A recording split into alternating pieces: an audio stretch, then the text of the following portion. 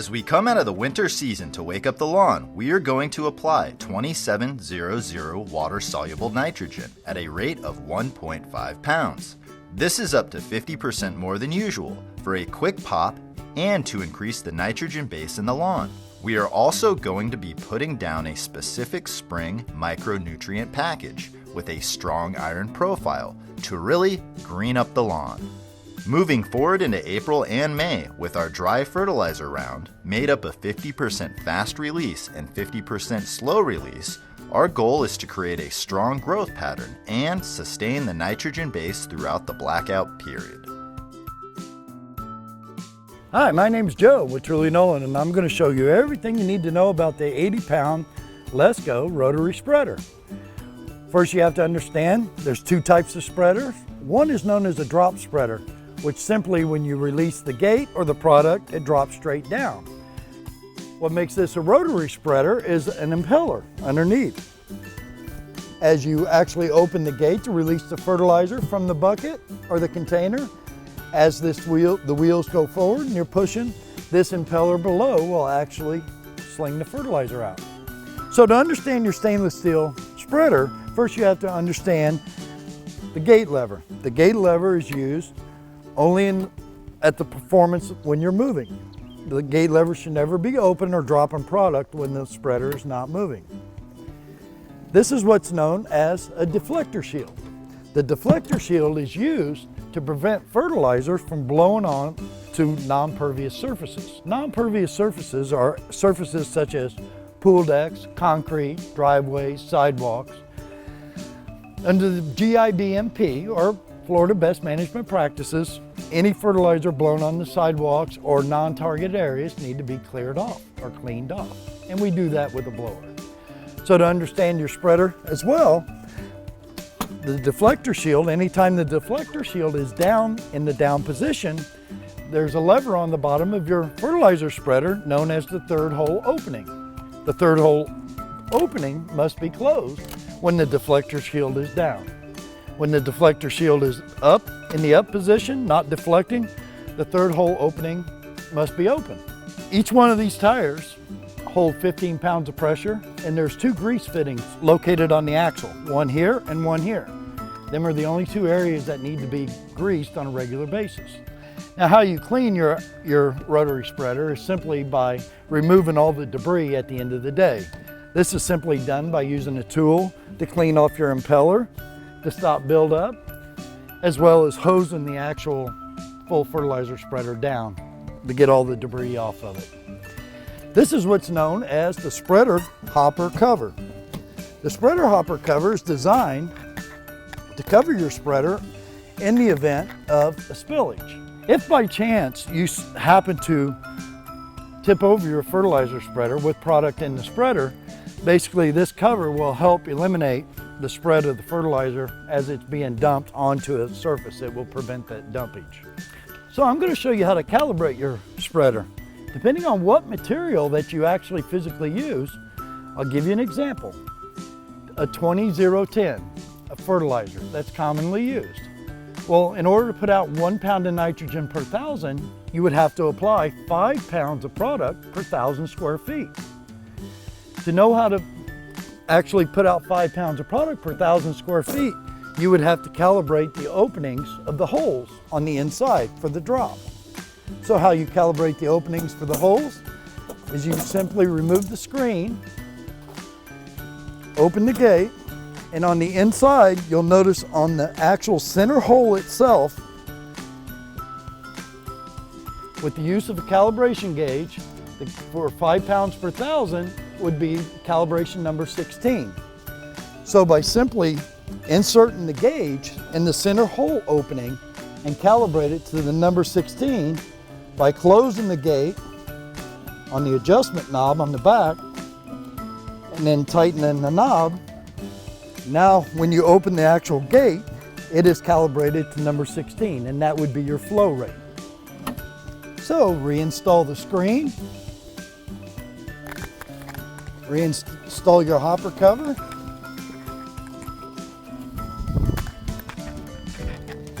make sure that your deflector shield is in the up position, The third hole gate is open, all the way open. And now you're ready to place fertilizer in your actual fertilizer hopper and do an application, and you're calibrated at 5 pounds of product per 1,000 square feet. Blowing the fertilizer, granular fertilizer, off of non-pervious surfaces, there's two things that you have to consider. The first thing that you have to consider is anytime you have granular fertilizer on a non-pervious surface, with the rainfall, irrigation, you could have runoff of fertilizer or nitrogen in non-target areas such as drains, bodies of water. So our goal is to eliminate non-target areas by blowing the fertilizer back into the target areas. The other thing you have to consider, the second thing, is when you leave a granular fertilizer on non-pervious surfaces like this, as they break down, they have the potential to stain. And staining is not something that we want to deal with. It's very hard to get off.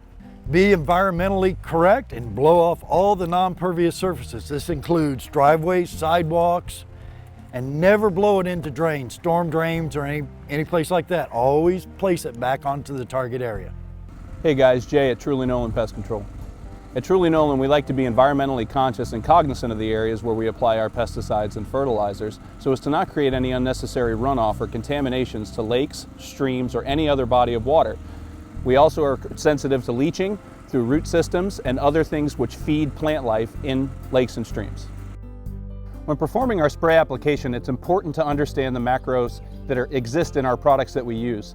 Therefore, as we're walking through the property, we're not spraying products like iron onto non-target areas, or by dropping our handle and creating tip drip, we can easily create staining on a customer's property.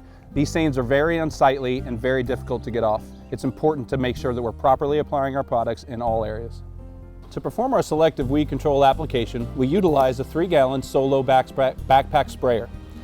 Some of the key functions of this backpack sprayer are obviously your tank, your charge pump handle, polyethylene hose to the hand wand, which leads to a 1/2 gallon per minute tip. A proper application is about knee level, not dipping down or raising high, and an even fanning application to control weeds.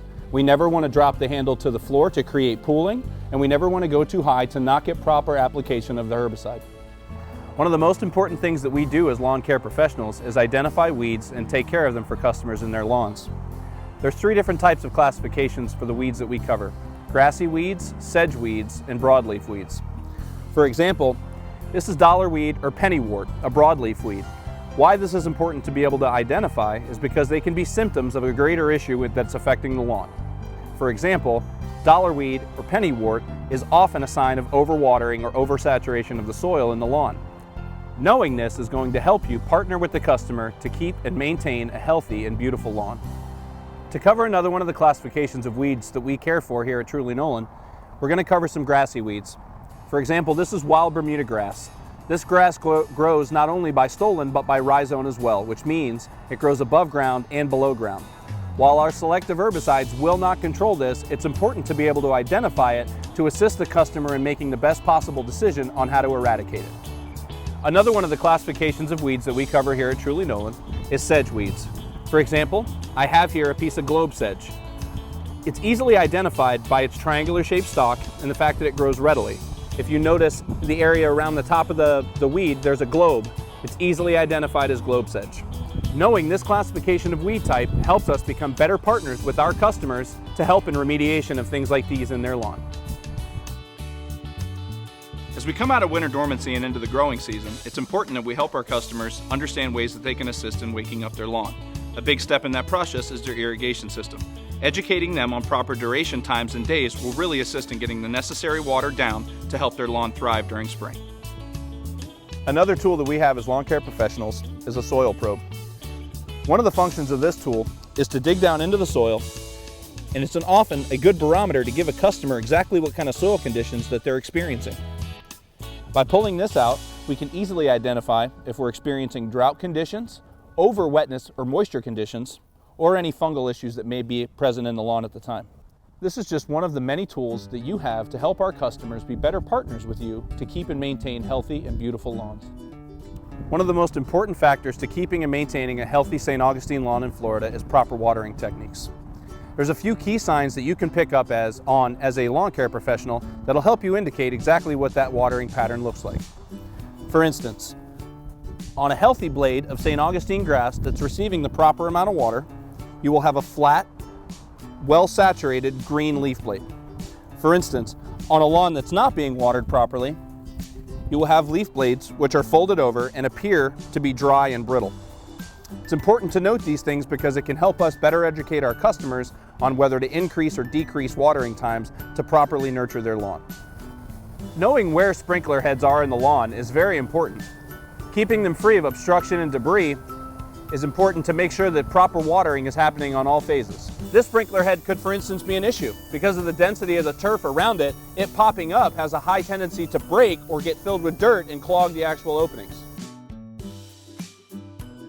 Another important step in helping our customers to wake up their lawn is educating them on proper mowing techniques. While it's okay to leave the lawn a bit longer during slower growth periods like winter, as we come into spring and summer, we really need to educate them that the proper 3 to 4 inch cut length for St. Augustine is best.